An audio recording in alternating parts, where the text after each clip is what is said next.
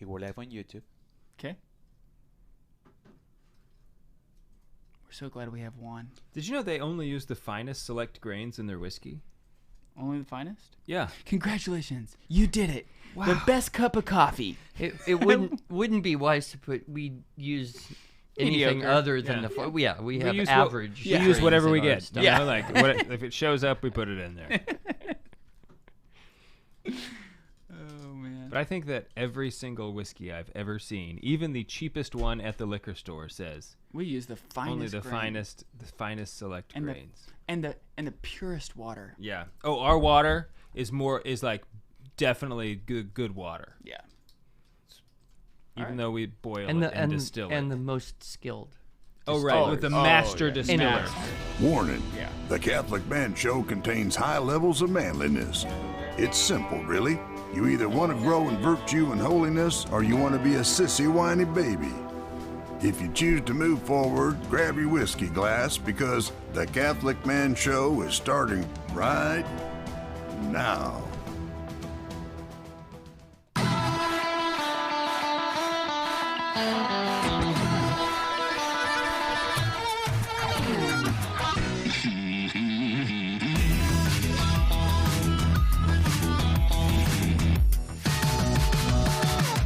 Welcome to the Catholic Man Show. We're on the Lord's team at the winning side, so raise your glass. Adam Minahan here, sitting with David Niles. Juan is the producer. And we have a very good friend, possibly the most reoccurring guest that we've had on the Catholic Man Show. I don't know. Potentially. I think it's tied with Pat Flynn. No. Really? Wants us with Pat Flynn, maybe. But we have Andrew Pudewa here with us. Thank you for being here, Mr. Poodle. How many times is this? 4? I'm counting 4. Yeah. Over I don't know. Over the last couple of years. Yeah. You're up there. You're definitely in the top 3, I think. And your digs are so much nicer than I don't know, 6 Thank months you. ago or whenever I was here. We have to thank our patrons.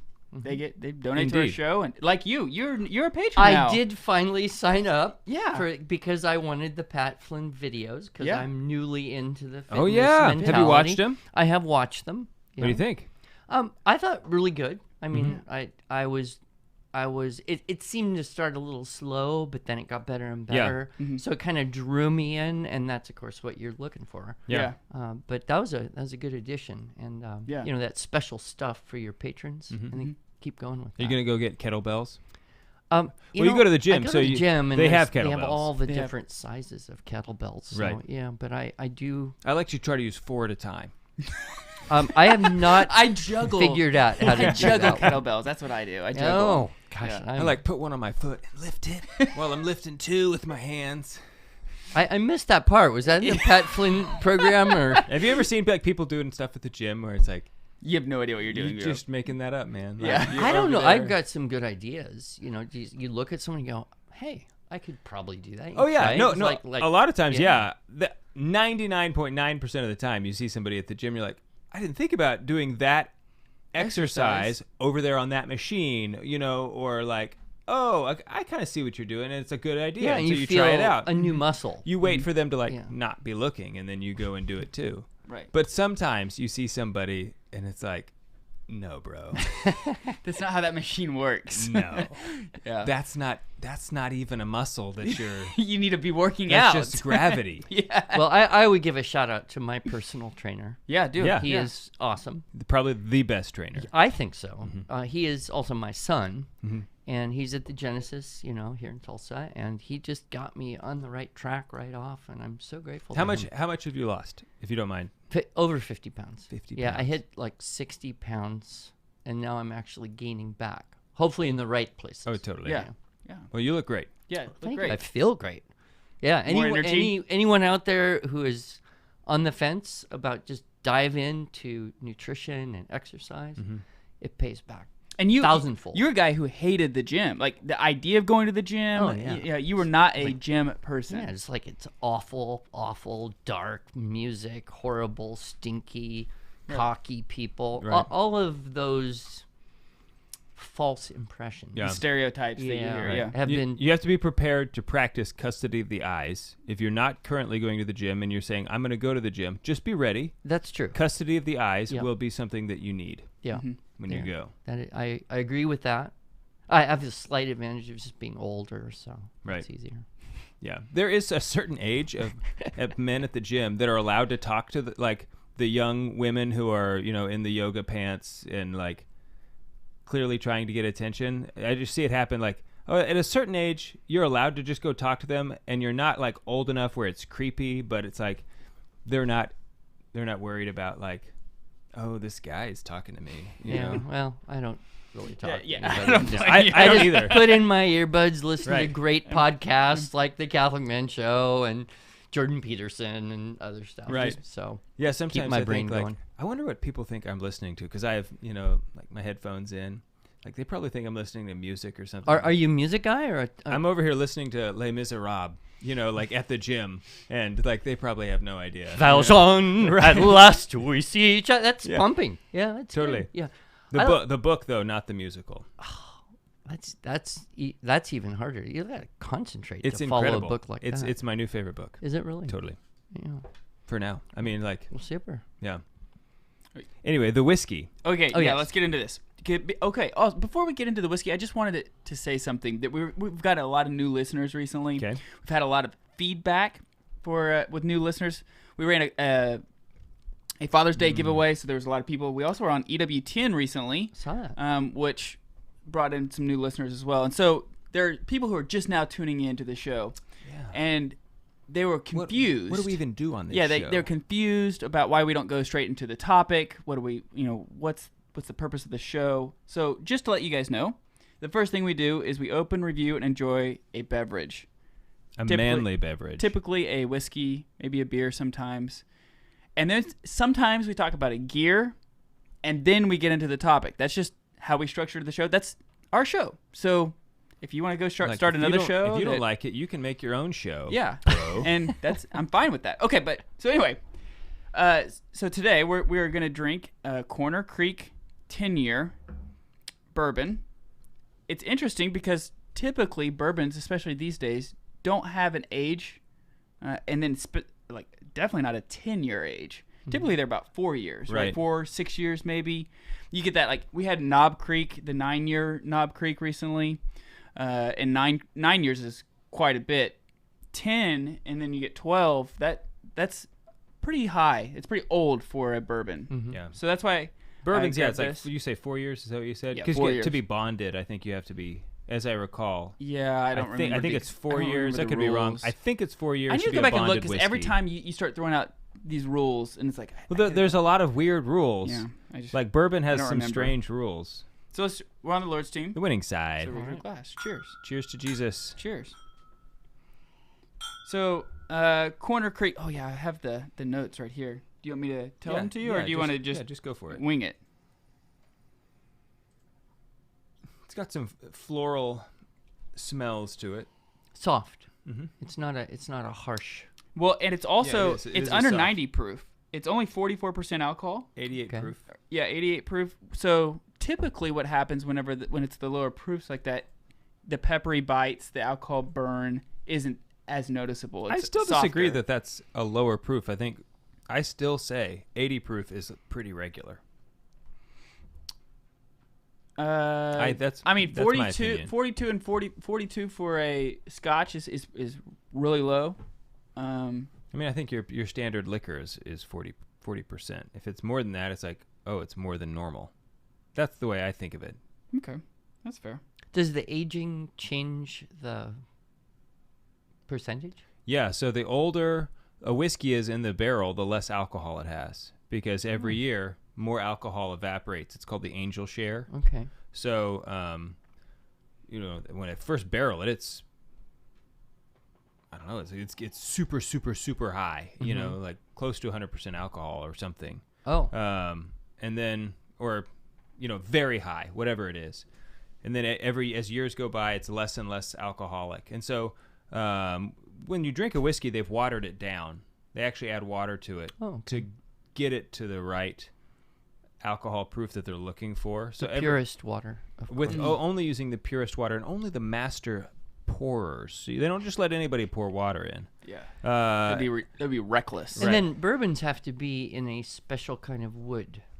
Is that correct? Yes, new. I think I had heard new that. oak casks. White oak, American White cask. oak. White oak. I believe white oak is accurate. Yeah, and so every now and then you can buy barrel strength. You can find barrel strength whiskey. Maker's Mark, they're one of the people you can pretty regularly find barrel strength. I remember about 7-8 years ago, the Japanese were buying up the world's supplies of bourbon, and there was a shortage of barrels. Yeah. Mm-hmm. And I thought at that time, wow, that'd be an interesting business. Get into building, find a cooper, a real cooper, who could create Tennessee white oak barrels. Mm-hmm. I never did it, but I thought, be an interesting It'd be business. cool. Yeah. Yeah, I think the supply chain is normalized. Probably. Yeah, but Supply and demand works. Free enterprise is awesome stuff. it totally is. It's my favorite. So the nose says caramel, marshmallow, barrel char. If you swirl the glass, it reveals hints of coca, vanilla, sweet sugar gumdrops, and white pepper spice. If you catch any of that. I don't know if you... It sounds like a creative writing exercise almost, but I think It is. you can feel the gumdrops for sure. Oh, the gumdrops? Wasn't that one of the things you Yeah, said, like yeah. gumdrops? Yeah. Yeah. And marshmallows. Marshmallows. Yeah. I can taste the marshmallows, but only when I smell it. It says the finish is short and direct. Drier charred oak overpowers underlying tones of sweet vanilla and caramel. The light, sweeter flavors fade off, leaving just dried oak, leather, and a tad of tobacco leaf. An adequate way to end the sip. But it doesn't shine as brightly as its counterparts for the finish. As its counterparts? Like Probably the other their other ones? lines How of- many different bourbons or whiskeys would you have to taste to be able to write something like that? A lot. Yeah. A lot. Your palate has to be very refined. I actually do get the tobacco at the At very the end. I do too. I do too. And they're right. It is a shorter finish. It doesn't bother me as much as some of the, like, typically I don't like short finishes, but I'm okay with this one, kind of. If you like the... It's a good whiskey. If you like Four Roses, if you like, like 1792, something like that, you will like this bourbon. If you're more of a Knob Creek guy, something like a little bit more aggressive, this one may not satisfy as much, but It's good, though. How much was it? about $50. Too much. So we'll be right back.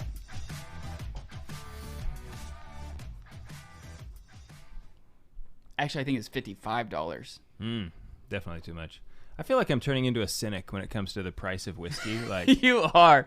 It's like they're all overpriced. if it is over $35, it is too much. That's not true.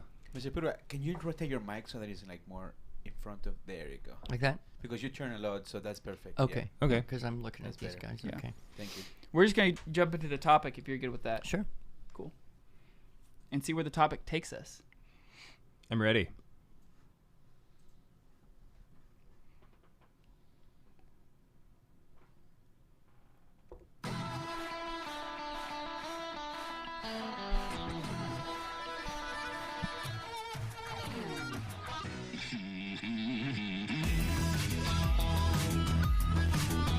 Welcome back to the Catholic Man Show. I'm David Niles. Here with Adam Minahan, our special guest is the one and only Andrew Pudawa, founder of the Institute of Excellence in Writing. If you would like to be excellent at writing and reading and arithmetic and other things, you can go there to the website. We don't really do much with math. Yeah, but, it translates. Yeah, well, thinking skills is always good. Writing, I was trying to think, like, what is the thing that I hear on the writing Tritium? and thinking? Something. What is it? It's like, Well, Francis Bacon, I think I even said this once on the show. Bacon said, reading makes a full man, and speaking maketh a ready man, and writing makes an exact man. So when you look at those things, you fill yourself up, and then you keep ready, to give a reason for your faith, to counter a lie when you see it. And then in writing, it's like slow motion. So you can look at all the different angles of something, hopefully. Mm-hmm. Ideally. And the practice of all that should be better thinking. Yes, and I think that's what I heard, like on the radio podcast, the radio spots. Better reading, writing, and thinking, or something like that. Anyway, Well, it's our that's what I was shooting. Yeah, for. it's our tagline: listen, speak, read, write, think. That's the tagline. So if you go to our website, that's what you see. The Arts Institute of of Excellence and Writing. Institute for Excellence. Institute for Excellence and Writing.com. Yeah. Got it. IEW. But we're not necessarily IEW.com? IEW.com. Yeah. That's way better. That's I was very IEW. fortunate to be able to buy a 3-letter domain name about 12 years ago for less than a 6-digit number. yeah. Nice. Yeah, because 3-letter domain names Yeah, are sky high yeah. now. So I mean that might be worth more than the whole business. I don't know. But we did that, and so we've talked a lot about education and stuff, and Yeah. homeschooling, and Yeah, go back all and you can go back and see some of the other shows we've done with. If you just type in Mr. Pua. IEW on the Catholic Man Show, all of his shows will pop up. And they're all very excellent. Yes. Also, so it's worth doing. Yes. You guys are awesome to talk with. Today Easy. Yeah. we're going to talk about, this is your idea, martyrdom and the moral imagination.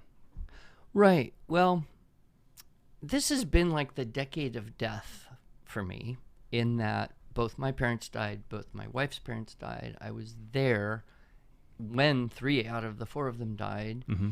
And I have had other people I know die. And it's just been odd because until about 10 years ago, I had never seen... Or experienced a death. Yeah, I mean, know. my grandparents kind of just disappeared. I didn't have any connection with the reality of their death. Sure. And so I've just been contemplating that a lot, that how do you prepare for death? Because if you think about it, it's the most important thing that's going to happen in your whole life. I mean, you think, We're preparing all to die. yeah, I mean, you think, okay, what's the most important thing? Well, your education, or getting married, raising your kids, all that's true. Right. But the end, Right. both Your baptism is up there, literally and analogically, death is it. Uh-huh. So I've just been thinking about that a lot, and I was very, very blessed to see my mother, both of my wife's parents were they were brought into the Catholic Church within weeks of their death. Amazing. And the grace was just so phenomenal, so phenomenal. And it's funny, we say as Catholics, we say a good death, and that just seems so antithetical to the popular mind. Like, how could death be good? Or it sounds like some like Japanese warrior mantra or something. Right, right. A skewed perception. Right. And then I started thinking about, where we're going in the world today. I mean, I was born in 1960, and so I grew up, and it was just kind of like, the U.S. is a Christian country. That was just a de facto thing. It's a Christian country. It always has been, always will be.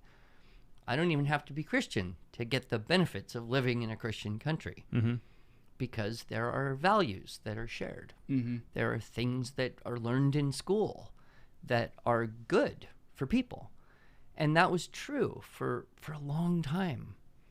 Only, in the last 10 years, particularly in the last 3 to 5 years, particularly in the last 1 year, it seems like that's just not true anymore. And I don't know, do you ever feel like you live in a bubble?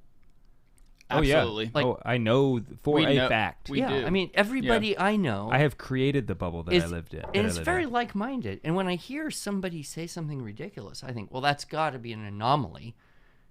Right. There couldn't be a lot of people who think that way. No, I live in a bubble because I know that there are people who think that way. That's why I created the bubble that I live in. Right. It's a lovely place.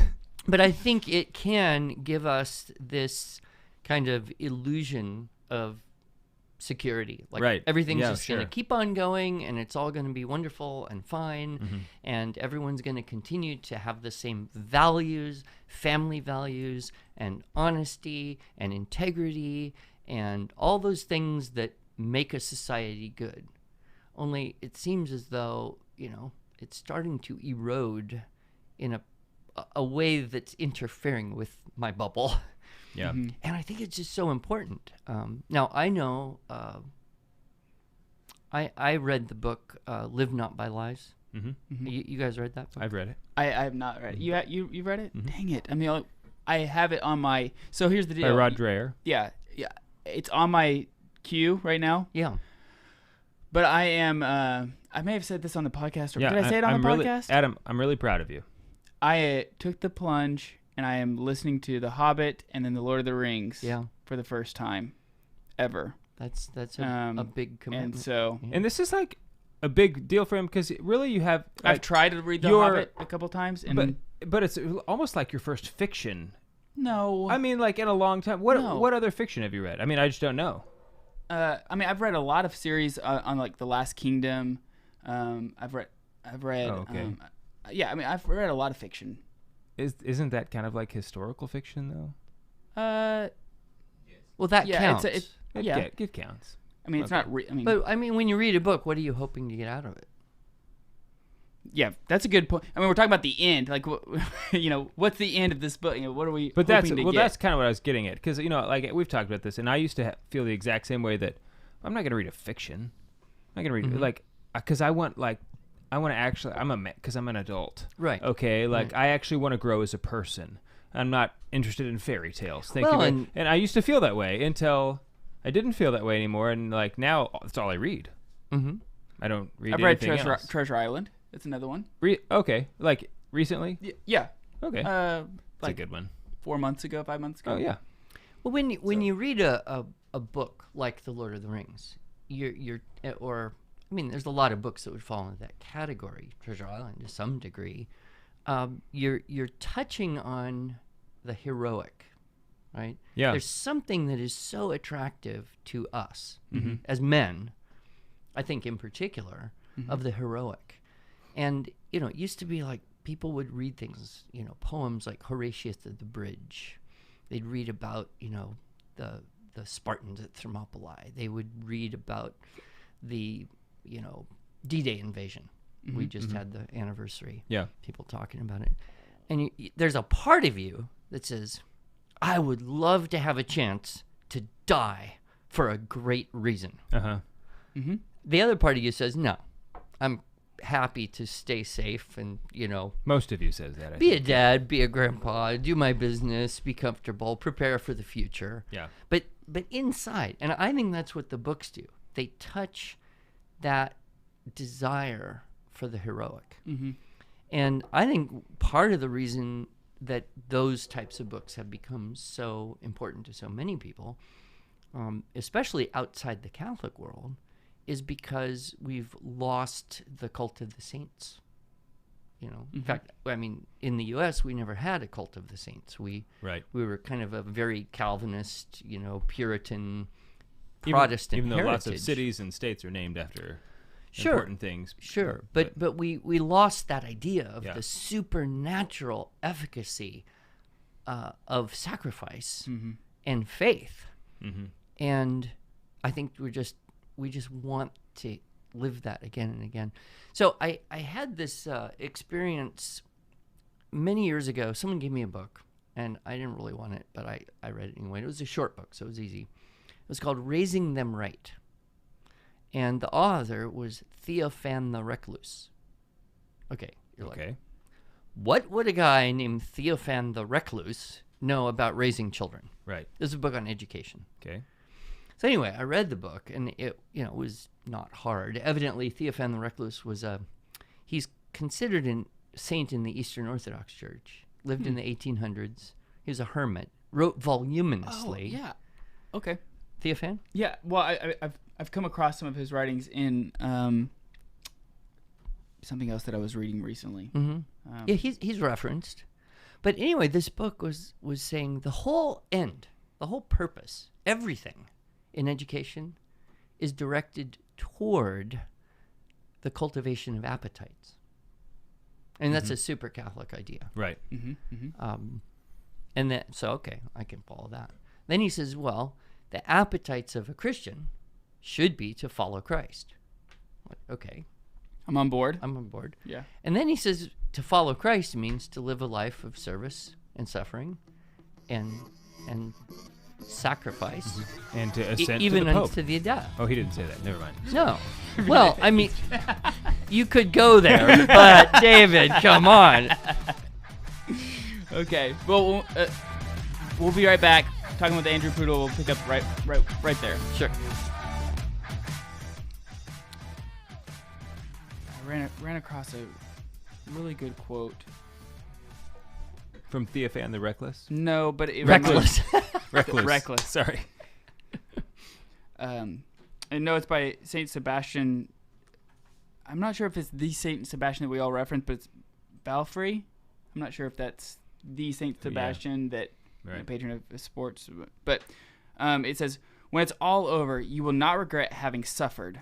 Rather, you will regret having suffered so little and suffered that little so badly. It's like, dang it. I feel that right. I do feel that way a lot. It's like, here we are in America. We have very little issues that most people had to, for the course of last however many thousands of years, had to deal with. We don't ever, it doesn't even come into our mind. And then we're like, oh, I had a bad day. Ugh. Right. And you're surrounded by people who are whining about stupid stuff. And it's like, dude, across the world, they don't even know if they're going to eat tomorrow, and... Yeah, there was a terrible car accident on my way home, and it took me an hour. I mean, some guy died because, and you're worried about how terrible your day was. It was a good switch for me to realize, as maybe we just complain too much. I think just as a society, we complain too much, and I catch myself complaining a lot. That's unnecessary. Come home, it's like, oh, I got to vent. No, you don't. You don't have to vent. In fact.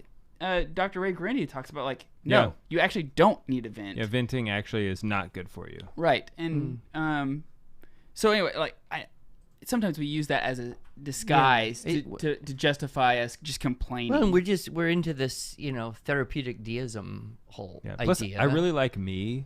You know what I'm saying? But right. So my mother died in my home. From cancer, and so there was pain involved, but it was a good circumstance. She was surrounded by children, grandchildren, great-grandchildren. But I wrote down a few of the last things she ever said. One of them was just hilarious. She kind of woke up it was the middle of the night. She woke up and go, I'm sorry. I said, what? She said, you're going to have to do my taxes.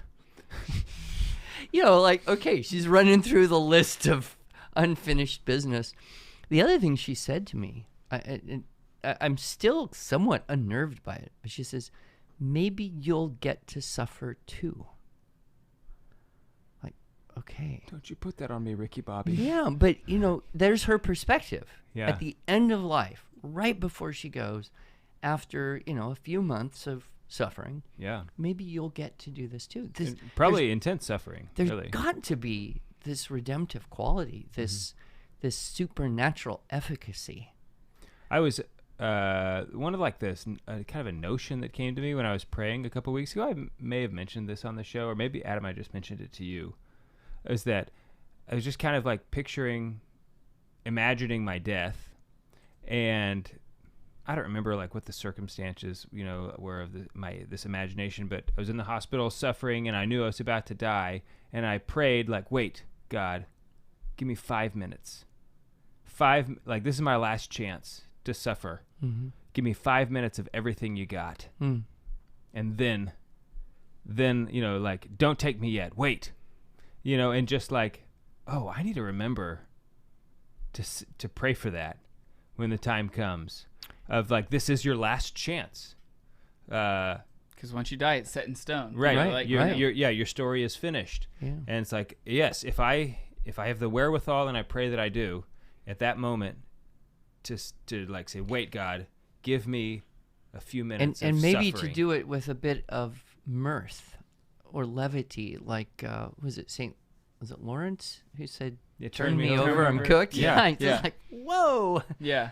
that's just so far from the Or joy. American mentality. Yeah, exactly. Like, Yeah. because I think hopefully it would be a joyful thing, because at that point this isn't going to go on forever. The end is right here. Yet I have this opportunity. Like, what a gift! Yeah. To offer this for just a few minutes, and this is my last thing I can do, but it's a last gift for God, so if you can do it on purpose, and if you can it's something that you really need to choose. You need to embrace, otherwise it's not quite the same. Right. It has to be free will. Not that suffering and- should be chosen, but it should be embraced. Right. That's really that's what Jesus did, was said, let this cup pass, but right. I'll do whatever it is in the extreme. So what was it about Rod Dreher's book that? We're not on the show. Oh, So do we want to hold on? yeah, you're right. Oh. I thought this whole time we were recording. Well, I didn't mean to say that on the show, but I was talking that's okay. as if we We were got to on the go show. back to Theophan. That's right. Okay, good. Okay. That was still on Facebook, so it's fine. Yeah, and YouTube and on our video. On the All, stuff. all the it's on the true stuff. followers. Right, all Yeah. the real people. Yeah. All the real people. There's fake people out there. There's fake people, yeah.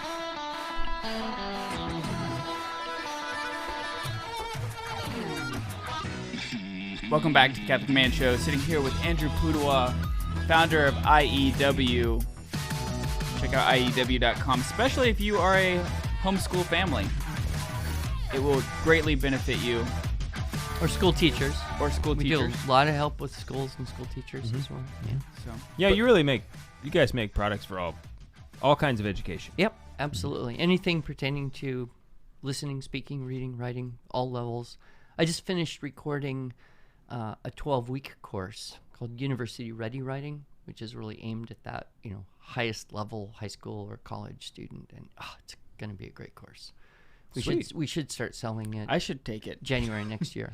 I'm I'll give you one. I'm probably I need to take it. I'm probably not ready to take it. I'm Wait, not either, you're but- you're the director of communications. Yes. Yeah. That doesn't mean that I'm a good writer. Look, Twitter only allows so many Yeah, characters. 240 Oh, characters. right, so there you go. I can do hot takes. I just want to I'm say really good at hot takes. our conversation between these last segments was so good. I forgot we weren't on the show while we were doing it. But you can go check it out on YouTube. Yeah, go subscribe to our YouTube channel so you can Definitely Listen, subscribe. get the behind the scenes stuff. Yeah. It's really sometimes Better than the show. like really good. Yeah, it's like the best stuff. Well, it's like the outtakes of the movie make you laugh Right. more than Right. anything. Yeah. Totally. Okay, so what about Rod Dreher's book? No, Theophan. Oh, Oh I'm yeah, sorry. yeah. Okay. Let's finish up on that. The Recluse. So the Recluse. the I recluse. just- yeah. Well, it would be a little reckless to be a recluse in many ways. But so I read this book and I thought, this is horrible because I don't have the appetites of a Christian. Mm-hmm. I mean, okay, service is fine if you get paid, right? Right. Surrender, that's why you get married. Sacrifice, no, I'm not really so into it. Suffering, I would avoid that. Right. And I just thought, wow, my appetites are like first-class upgrades, temperature-controlled environments, expensive, healthy food, enough money in the bank not to worry. And I thought, I am so disconnected from this. How in the world would I ever teach my children if that's the end of education? And that's when I realized I can't do it by example, but I can try to do it through literature. Because when you read the stories of heroic sacrifice, and you get, whether it's a true story, like a story of a great martyr, or a fiction book like Tale of Two Cities, the greatest thing I have ever done is to lay down my life, right, for another man, to give up. And I thought, that's how we cultivate the moral imagination in children. We have to read these stories of sacrifice if we want to get them to a point where indeed they would choose death over denying Christ. Because honestly, I don't know, if someone put a gun to my head and said, deny Christ or die right now, what would I do? I mean, Yeah. I hope I knew what I would do. Yeah, mentally you have the idea that you know what you would do. Yeah, But but when that level of actual fear hits, Yeah. and that's where I found Dreyer's book just very powerful, because he talks about fear and lies, and the lies that were instilled in the cultures of Nazi Germany and the Soviet era, that it was all about keeping people so afraid that they couldn't fight against it. Mm-hmm. And so he was interviewing people who had lived through, or kids of people who had lived through that era, saying, how did your family stay intact? How did you keep your faith? How did you not succumb to the lies? And that's what's so inspiring about. I mean, I highly recommend that book. Yeah, I do too. But I will share with you a personal failure that I'm trying to rectify. And it's so stupid, I'm kind of embarrassed.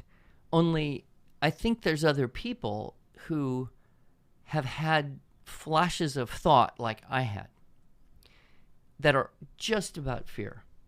And I remember St. John Paul II, first thing he said as Pope, Be not afraid. be not afraid. Mm-hmm. So I have a friend, a good friend.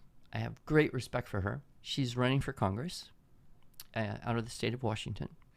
And she's just a tremendous, tremendous encouraging person to everybody, big in the homeschool world. And she felt strongly called to run for Congress. Okay, that's great. I love it. I'm all happy to give lip service and support her. And then I thought, well, I should donate money. And then I thought, wait a minute. My name will go on a list. If I donate money to that political campaign, my name will exist attached to that. And the hatred of her faith and the hatred of her support, for President Trump and some of the things that he did that were actually very good for the country and the pro-life, movement. Uh-huh. And I thought, I don't want to get my name on a list, because then what could happen? Mm-hmm. Right, because then they'll know. They'll know. And they could come after me. Mm-hmm. That they could sick the IRS and make me do an audit that would be like so awful and frustrating and time consuming. Even if I didn't have to pay more money, it'd still be like a bricks around my neck, and then who knows what worse could come. And then I thought, well, I'm willing to suffer, but what about my family and my company, all my coworkers, and all the good I could do? Do you see how this works? Yeah. Mm-hmm. I can see the train of thought. Yeah. I was just disgusted with myself to be that afraid over exercising that small amount of political right, of freedom of speech. Well, that's why you send them cash or Bitcoin or something. Forget about the building up virtue. Just send it. Just send them some Bitcoin. Okay. But I'm just using that as an example. right. To say, wow, I am so attached to my security. Mm-hmm.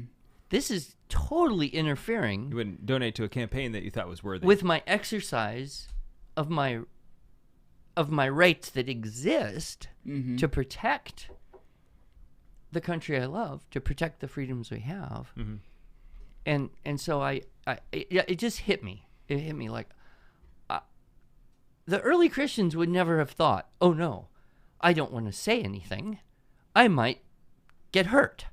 My head may be Right. No, removed from my no. shoulders. That's why we Right. need to study the I mean, early Christians I think and the there martyrs. were times where they, didn't volunteer, oh, hey, They didn't I'm a do the- Christian, come kill the- me the too. Maximilian You know, Kolbe. right. They didn't pull that. It's not like that's what they're doing, but when they were confronted about it, they knew that they had to, that they were compelled, that the truth of what they had found compelled them to be, I can't deny it. Once you have found that truth, you just can't deny it anymore, right? Right. And our faith, I think faith is so easy these days. Yes. back then, like in the early days of the church, they knew there's nothing easy about this. You know, coming from a Jewish culture, like they knew I'm leaving behind in some ways, you know, like my previous church. There's a new church, you know, and I'm leaving everything that our culture has stood for. Like there was kind of an abandonment that had to take place for the first Christians.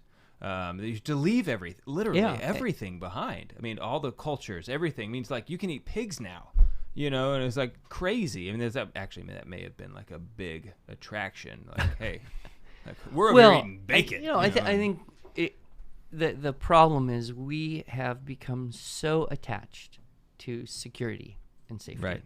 Both collectively and individually. And convenience. Convenience, too.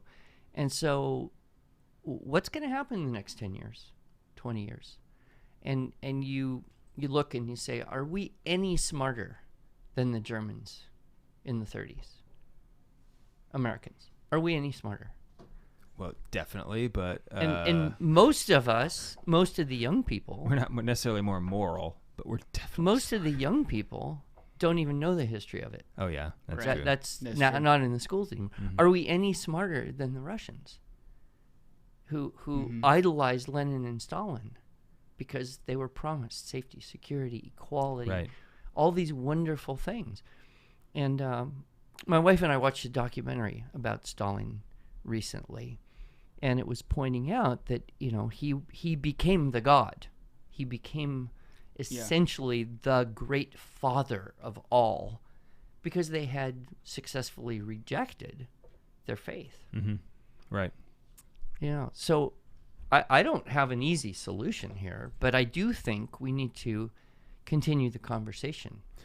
You know, one of the things I liked about Dreyer's book was that he talked about the mental games of what are called Ketman, that good people played with themselves as a way of justifying their cooperation with the state in Russia. Right. And I'm not going to be able to give like a accurate description of what Ketman is, but it's essentially rationalizing your participation in this. It's like, well, I know that they're asking me to do something bad, but if I don't do it, somebody else is going to do it anyway. Sure. So I might as well keep my head and just like go along with it, or you know, like just stuff like that. Or I'm gonna participate, but really I'm gonna do this bad stuff so that I can like be a spy, you know, or you know, so I can try to maybe convince some people on the inside, you know, that this is not good. But really, it's like, no, you're not doing that. Well, I think a lot of people said, well, I'm going to play along with it, not for me personally, but my family. For my family. I'm gonna make the decision for their safety and security. And Right. is that the right decision? Yeah. Yeah. Ask the mom who like watched 9 of her sons die in the Old Testament. Yeah. Yeah. For the sake of truth. That's tough. That's tough. We'll be right back. Was it 7 sons? It may have been 7. I don't remember the story 7, exactly. 9, they're both prime numbers, Yeah. like whatever. Yeah. 9 is not a prime number. 9 is not a I prime tricked number. you. Oh, you fell for it I so did. bad. Hook, line, and you should be sinker. so embarrassed. I didn't make a mistake. You made a mistake. That was stupid on my part. Yeah. I apologize. 9 is divisible by 3. Well, part of the benefit of drinking bourbon is if you do misspeak, You always have an out. yeah, people forgive you. Yeah. Really? I've got a pass. Why do you think the show has been going on for 5 years? That's why we start with this. Yeah. We're a little smarter than we look. Yeah. I got your fundraising letter. Oh, did you? Yeah, I sent money. Thank you. Yeah. Thank you very much. I appreciate it. It was a well-written fundraising letter. Really? Yeah. I did that. I wrote that myself. I was impressed. I'm always a critic of fundraising letters, and I look at them in terms of their rhetorical effectiveness. Uh-huh. I'll give you an example of the worst and the best I've ever seen. Okay. Absolute worst fundraising letter ever. Tom Monahan, Ave Maria. Uh-huh. I have spent $500 million of my own money to make this happen. Join me. You're like, what can I do against that? Okay. Miles Christi.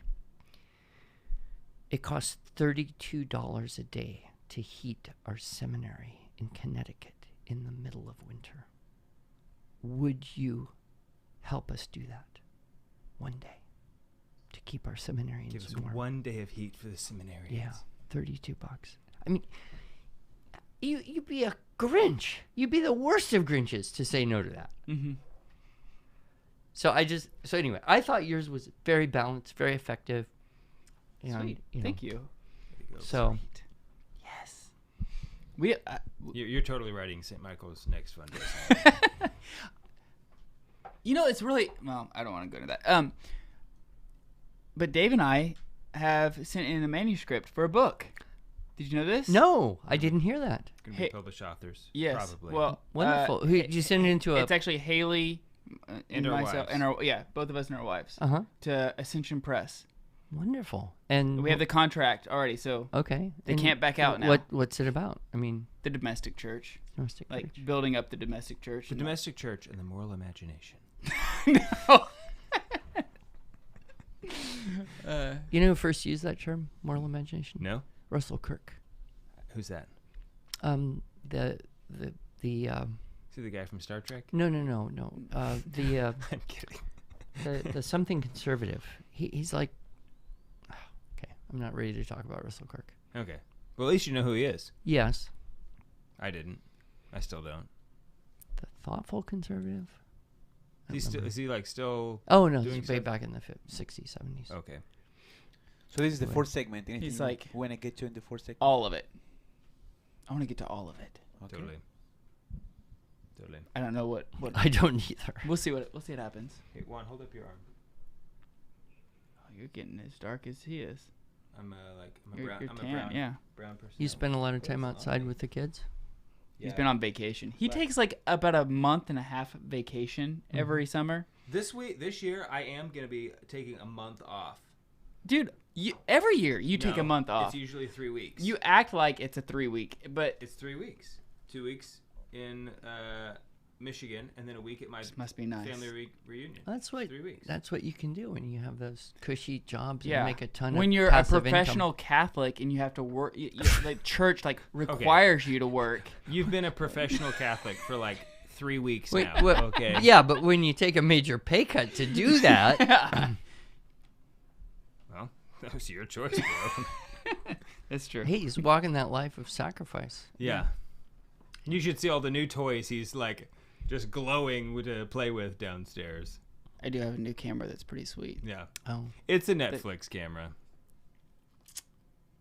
That's accurate. Netflix makes a camera. No. Well, no, Oh. it's not. It's never mind. It's a camera that's good enough to make movies Yeah, for it's Netflix. it's It's approved by Netflix. Well, we do. I mean, that's what we do is video. So I understand the costs and the importance of keeping up on the technology and all yeah, that. and you got to do that. So Thank you, Juan. Juan is our best friend. He's great. he knows right when to start it up. He huh? is really doing good with this whole producer thing. Welcome back to the Catholic Man Show. I'm David Niles. With Adam Minahan and Andrew Pros. You said Andrew and Posada I started to. Andrew Pudawa. with Juan Posada With Juan Posada on the buttons. Right. as a producer. And once again, when we say on the buttons, we mean figuratively No one- speaking. no one- He's not literally on the buttons. People think that he's probably literally on the buttons. I don't think anybody does. You know, like Big, the movie where he was on the piano. I think that's what they think Juan is doing. Like we have big. You should see the buttons. dance he's doing just to make this all happen. It's pretty impressive. I mean, you should show people just the screen and the setup and how many glasses are on his table. Yeah. Well, He does. There are actually a lot of glasses over there, but it's not his. it's not his. I don't think he's responsible for them. It's just the glass storage, the So, glass graveyard. Mr. Pudawa, have you seen the movie A Hidden Life? Long time ago. Refresh me. East Germany? Austria. Austria. Yes, I think Austria. It's the story of Blessed Franz Jägerstatter, who the Germans come in and take over. Oh, I just read about this. It's different than I thought you were talking about, and it looks fascinating. Yes. Yeah, so that's your homework is to watch this Okay, movie. I will do it. Have you? You probably haven't had a chance to watch it yet. I have not. It's a movie that I think is so powerful. It's exactly what the kind of thing that we're talking about. Blessed Franz Jägerstätter. He's a farmer in a quiet Austrian village. Right. And then Dreyer talks about this movie in his book. Yes, he does mention Yes. Franz. Yes, he does mention Franz Jägerstätter in the book. Yes. Yeah.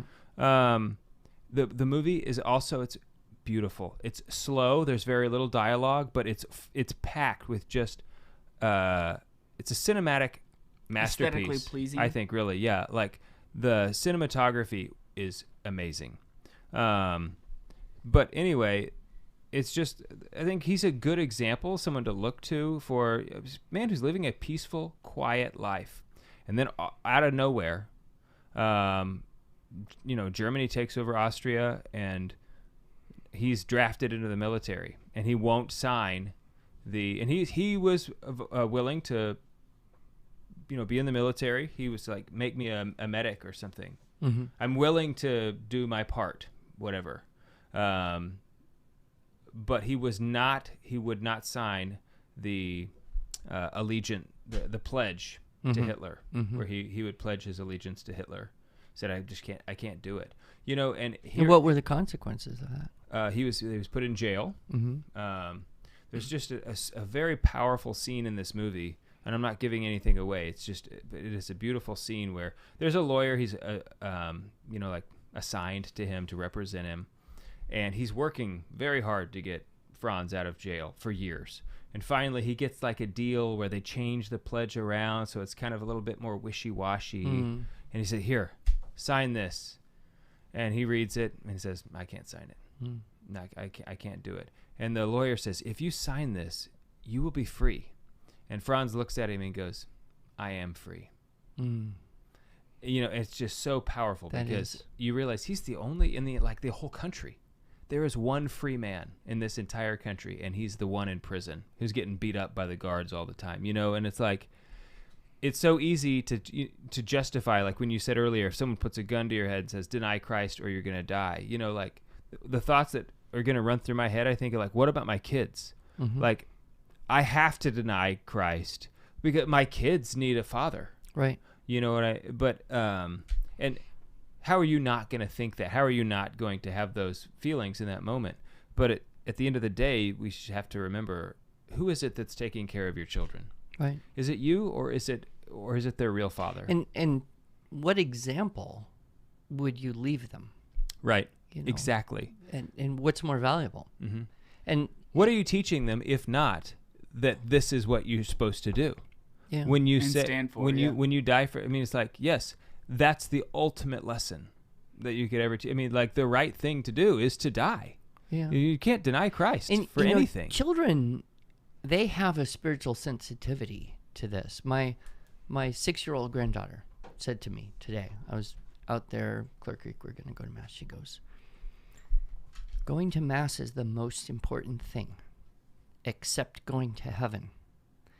And they're kind of the same, because you get to see Jesus." Wow. I'm like, whoa, this is There's like 80% of the Catholics who couldn't articulate that well. Yeah, and well. When you said the first part, I was thinking like, yeah, and they're kind of the same. And then it's like, oh, she said that? No way. She did. No, she said that to me this morning. And I just thought, that's so beautiful. And it's so clear and it's so simple. And then I immediately thought, when Jesus said, you have to be like a child to even get into heaven. You've got to think like that. You've got to love like that. You've got to believe like that. The other day, my 4-year-old, they got back from Holy Mass, and I said, like, "Hey, did you guys go to Holy Mass?" And she said, "Yeah." And I said, "Was Jesus there?"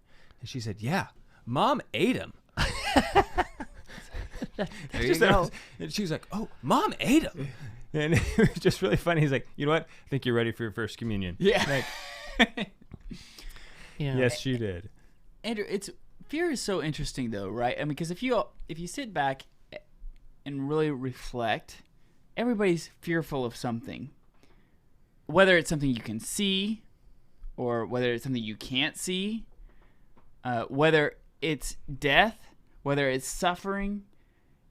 But the saints, it's very interesting how the saints did not fear death. They desired death because they know that this is not their end, but heaven is their end.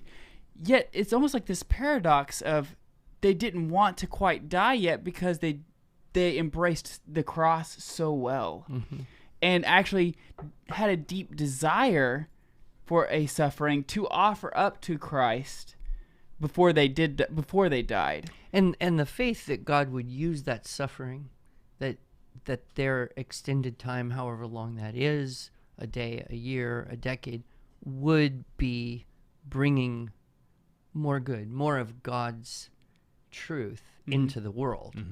And, I think that's where we can kind of say, all right, I would like to be ready to die right now. And if I continue to live past that, I really want all that time to be redeemed, for God's goodness, for God's glory. And it's just hard to keep that in mind all the time when you're living in this world that's basically just lying to you continuously. Right. And that was Dreyer's point is, you may have to live in a world of lies, but you don't have to let the lies live in you. Yeah, that's a good way to say it. He said it. Yeah. Oh. That was right out of the book. He said that literally. Yeah. He said it well then.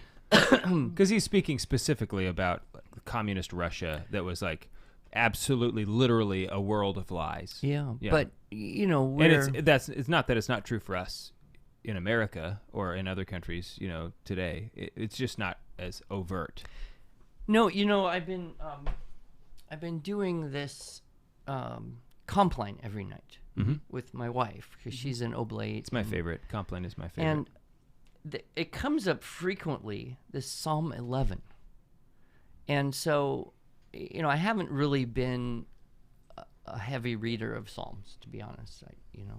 But with the compline, it just keeps coming at you.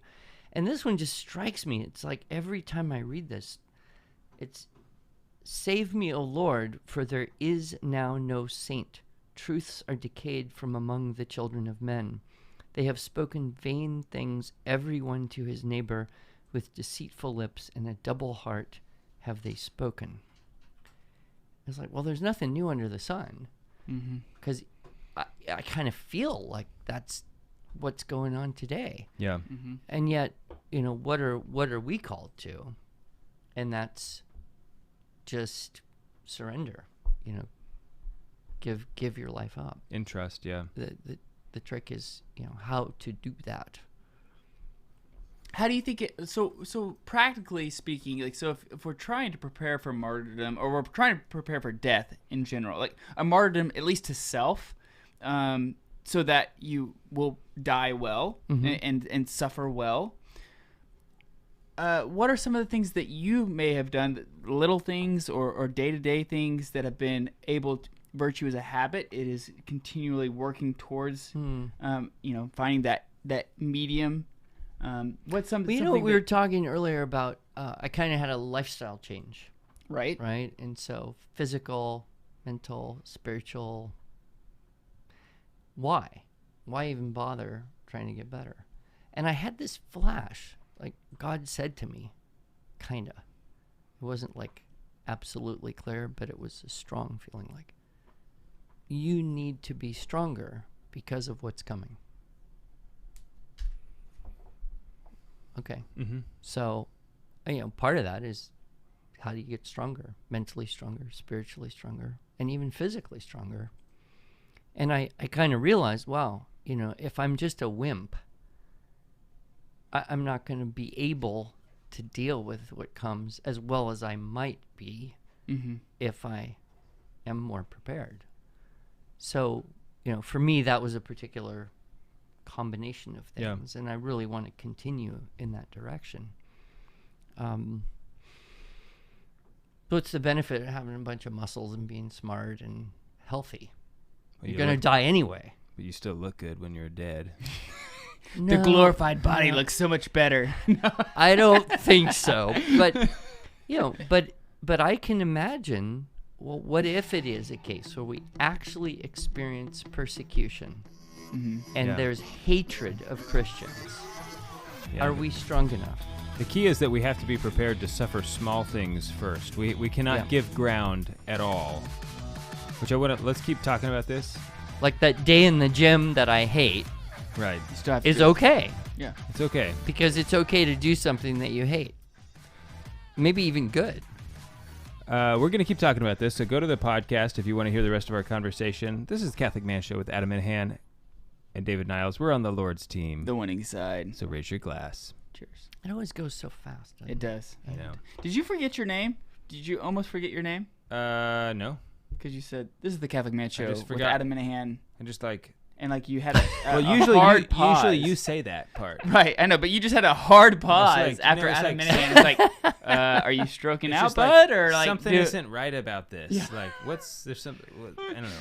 So here's what I think about this kind of martyrdom is that I think in some ways it's easy to say, yep, I would die for Christ. Like if someone came in with a gun, I'd be like, yes, shoot me.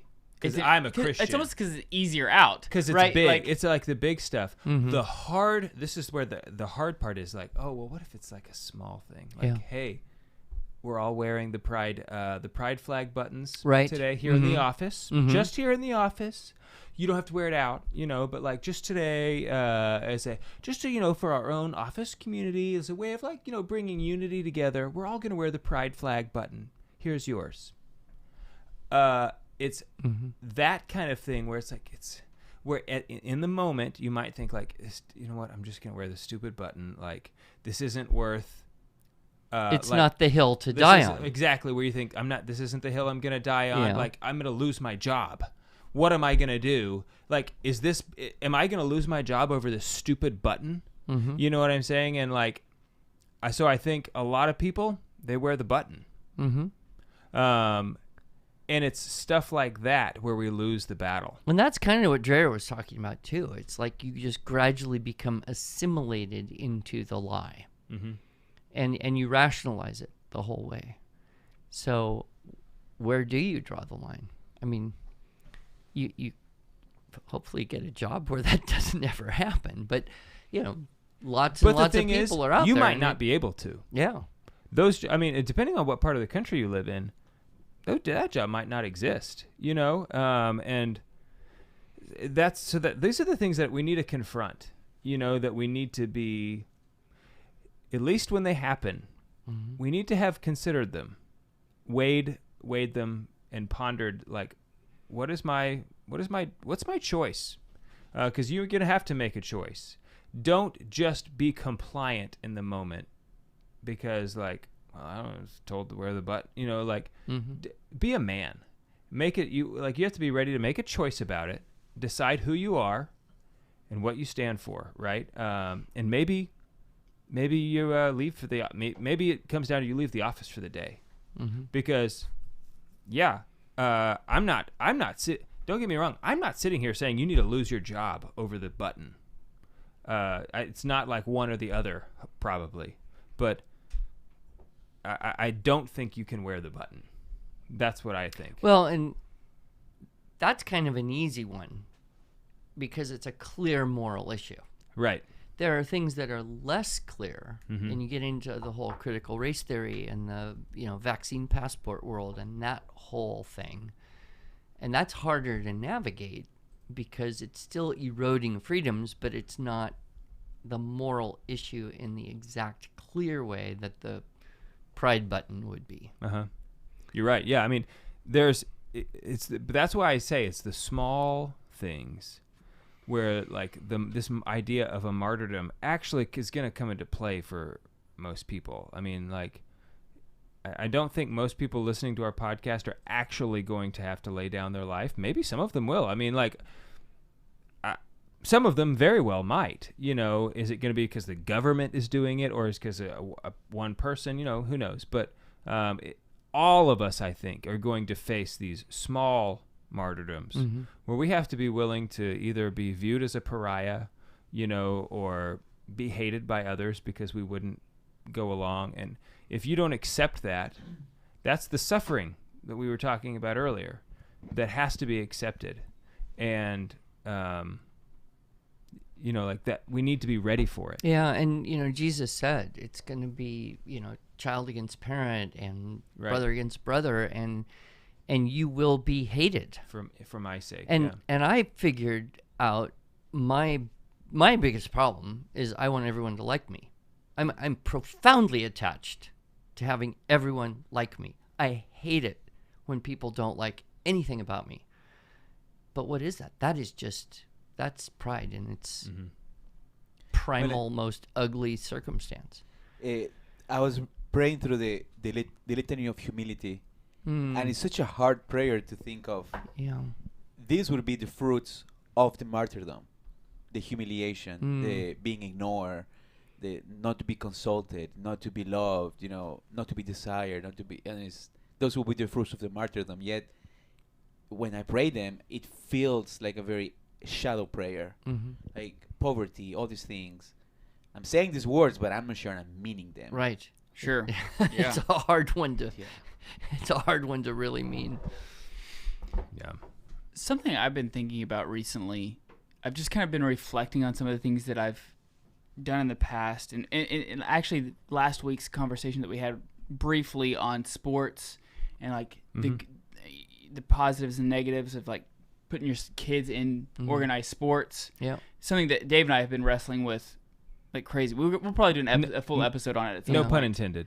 Yeah, wrestling. No, it's really a tough one. It's a tough one, especially when your kids are hitting that age where they're competitive, they're good at sports. But one of the things that I remember that I realized playing sports is how mentally weak I was until I played sports. The idea of my body is wanting to shut down, and my mental capacity is saying like, "Yep, give in, cave in, give up," and so you ultimately do that, or you have a team around you that is pushing you further, that is telling you, no, you can't give up. We are relying on you. We are counting on you to continue moving forward. You all of a sudden are able to do things that you think there's no way I could do. There's no way I could run a 400 meters in under 60 seconds. No way. And then you have a 4x4 relay, and your team is saying, like, listen, you got to be at 52 seconds, not 60 seconds, but 52 seconds for us to be competitive. And then all of a sudden you start training, and you start working, and you start pushing your body way further than what you would ever imagine. I mean, one person broke the 4-minute mile, and then everybody broke it. Right? And so it's this mentality of, like, I was thinking about this the other night, laying in bed, and I realized how mentally weak I have become because of my complacency, because of just not pushing myself spiritually or physically or intellectually. I cave very easily compared to my 18, 19, 20-year-old self. Yeah. Adversity was something that I could overcome very easily in 18, 19, 20, 22 years old because I had this dedication. I had this rhythm of life of continually climbing that mountain and achieving it and constantly going over the top and feeling like, okay, I did this. I didn't realize I could do this. And so I was thinking about this recently, and I was thinking, okay, well, I feel very weak right now. Like, I feel mentally weak, and I thought, I bet there's a lot of men out there who don't even realize how mentally weak they are because they've never had that moment of a brother, grabbing them by the shirt and say, let's go. They haven't had that D-Day moment of looking around and saying, like, I gotta have you here. Like, we gotta keep moving. And I think that when we're talking about preparing ourselves mentally for death, and we're preparing ourselves mentally for guarding our moral imagination and all, everything that we've talked about this evening, I think that we have to focus on these little things like you were saying, Dave, but on the mental strength, on mentally being able to push ourselves further. It's I should get up a little bit earlier to read, maybe the Psalms, or I should get up a little earlier to be able to read a little bit more. Why am I not working out? Why am I not doing things that will better myself for my family? I've had this very internal struggle recently on this idea of just being mentally weak, and not realizing how mentally weak I am until I have a self-reflection of prior. And I think maybe that could be the importance of having good friends around you. That Absolutely. For me, it was martial arts, as a young person that got me past my comfort zone. But I do agree with you that community is going to be critical for, a strengthening of our faith. The church does that, but we need personal relationships with people. We need things like the Catholic Man Show. We need the good books and the fellowship and the conversations, because that keeps us moving forward. Yeah. Like you're saying. And you need community. Yeah, and I'm on the other side of it all with grown kids coming in, to the last decade or plus or minus of career.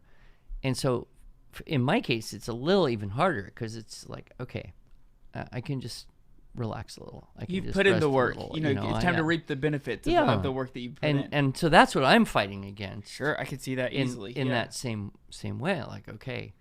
And I guess there is that start at the physical level, because that's what you prove to yourself you can do something you didn't think you could do. And it's obvious. And then, move on. The other thing I've been, personally trying to do is work more on memory, and just like, it's incredible. If you just spend 10 minutes every day trying to memorize stuff, you can just add to your repertoire of memorized stuff rapidly. But it is really easy to go 4, 5, 6, 7, 10, 12 days without doing that for 10 minutes. So part of what I did was I got a big spreadsheet and I started to list all the things I'm trying to do every day and just keep track, and not beat myself up, but be able to say, okay, I did, X minutes of this and this many of that. And there's something about, that accounting that is reaffirming. Like, okay, I can do this another day. And I think we just lost that so much certainly in education. Kids don't grow up with those levels of challenge anymore. Especially, in schools. They're just not set up to cultivate discipline, basic discipline. Well, they're not allowed to discipline. Right. Yeah, that's also an issue. And again, it's sports that saves a lot of kids in schools. Because you can discipline in sports. You can. You have to. If you stop doing that, it completely collapses. Right. Same thing like music, right? If you're not disciplined about music, the whole thing just disintegrates. And so more and more, and that should be a big part of your domestic church idea, is how do we in the home church cultivate this joy in challenging ourselves and encouraging each other and acknowledging, but not resting forever. Rest one day, right? Right, and work the others. And one of the things that I have realized also, and like continually trying to grow, like trying to push myself, like what you were saying, like memorize things for 10 minutes, is piggybacking off of already good habits established. Right, so like if I already have something, like if I already pray the Divine Mercy Chaplet, which only takes 4.5 minutes at 3 p.m. Okay, well I already have that good habit instilled in me. Well, maybe right after that good habit that I'm already doing, I spend 10 minutes memorizing something. Right. Because I'm already have this habit, and so you can kind of bleed one habit, add on to it, and bleed into another habit to form that will help you. And it's amazing how quick these habits can form when you piggyback off of existing good habits. This is a whole nother topic, additional topic to explore in depth, but I know exactly what you're talking about. And it's sometimes just really little things. It's the small things, and you just, I don't want to do that, but I could.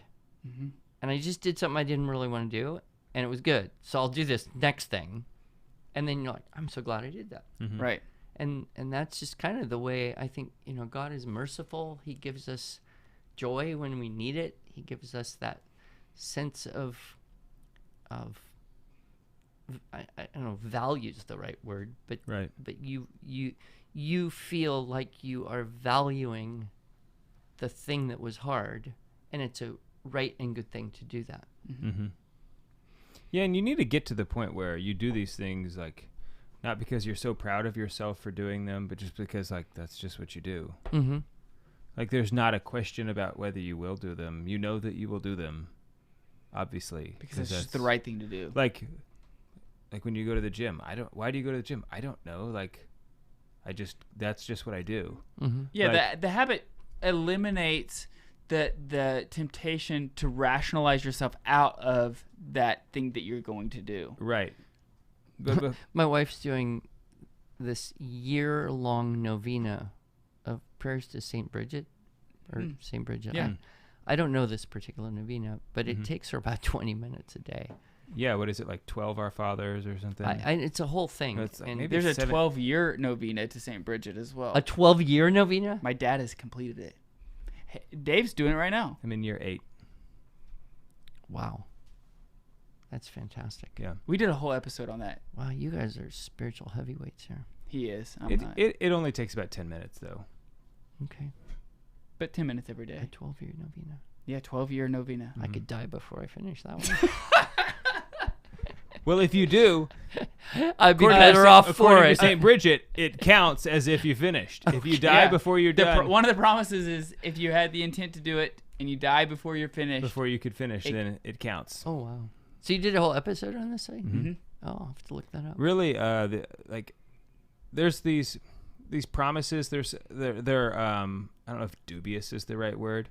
They're unverified. They're Sure, it's a private revelation. so- private revelation, but also like the promises that have somehow become attached to them cannot be traced directly to the writings of Saint Bridget. Mm-hmm. And so they believe like maybe it was one of her successors kind of like to promote added it or- these in or something.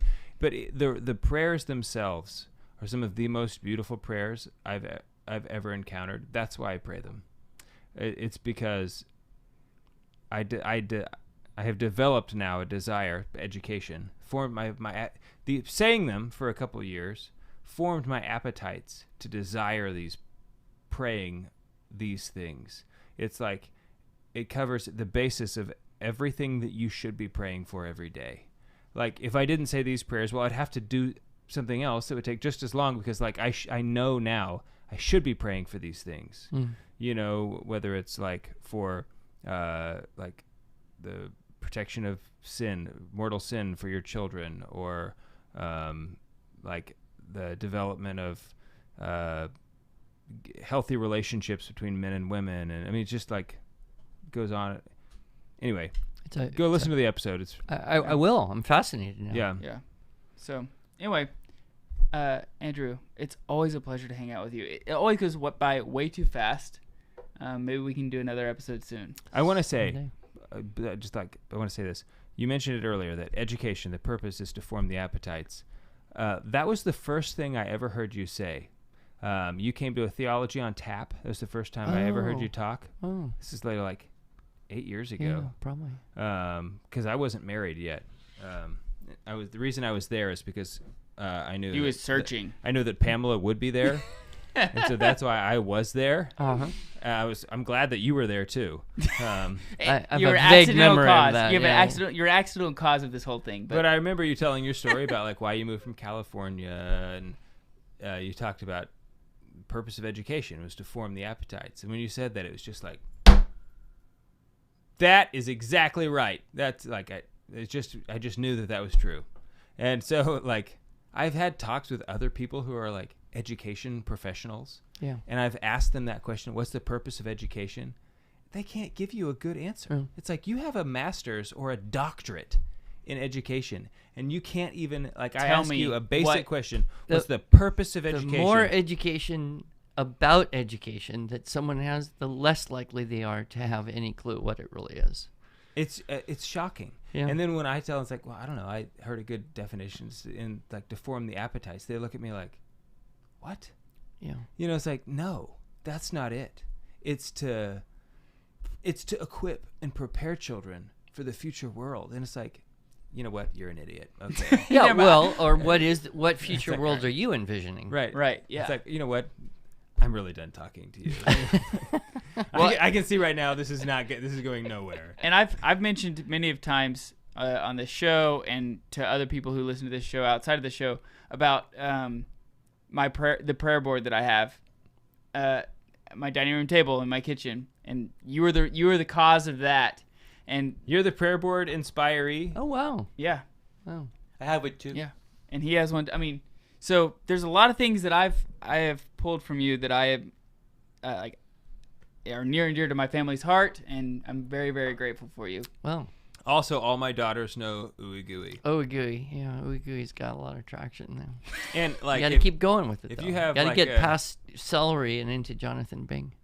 oh, they know a lot of poetry. They can actually they do know a lot of poetry. And actually now, because they know poetry, I have learned it because Yeah. they've repeated it for me so many times, and it's so cute that you remember it, right? Yeah. But if you have like a 3-year-old kid, you got to teach him Ooey Gooey because it's just the cutest poem for a Go ahead. 3-year-old kid to know. I'm gonna make him go to the website Oh, okay. IEW.com, and you can find Ooey Gooey. Poetry, yeah, linguistic development through poetry memorization. You can find it over there. Well, Nice it's hook. thank you for sharing those things because you always hope that the things you say, the Holy Spirit will use them to bless people, and you often don't know how that happens.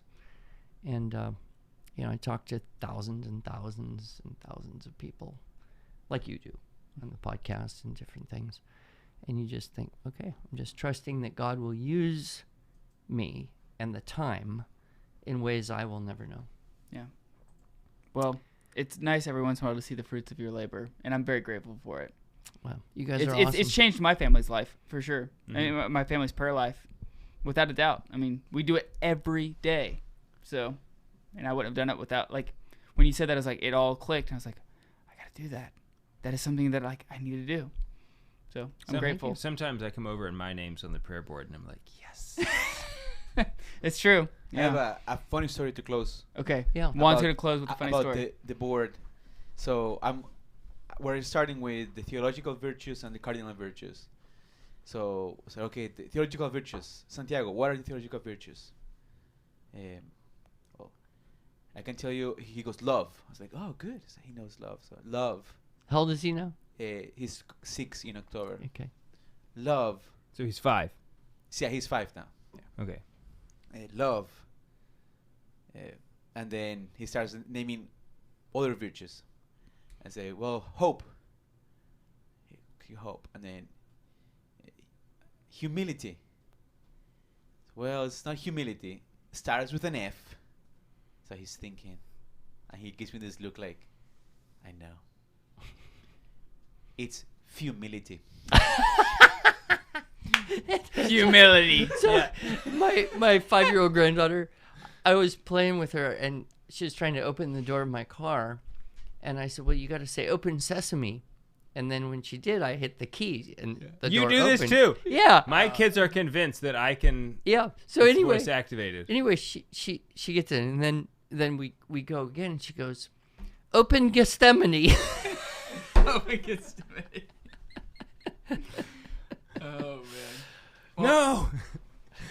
Well, thanks again, man. I appreciate it. Hey, It's thank been- you it's a guys. blast. God bless you. Cheers.